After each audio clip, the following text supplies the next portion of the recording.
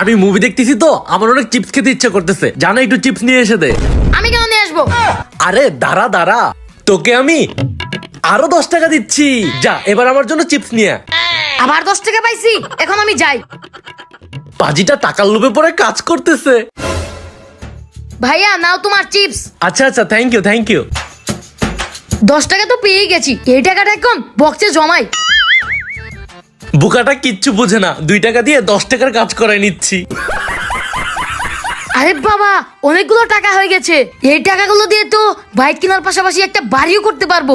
কোটিপতি হয়ে গেলাম রে। এই আম্মুটা আমাকে অসময়ে বাজারে যেতে বললো, এখন কি বাজারে যাওয়ার সময়? কি করা যায়?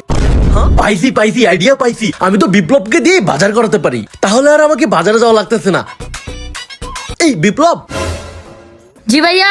আচ্ছা শোন, আম্মু বললো বাজার করতে, কিন্তু আমার বাজার যেতে একটু ইচ্ছে করতেছে না, তুই একটু বাজার করে নিয়ে আয়।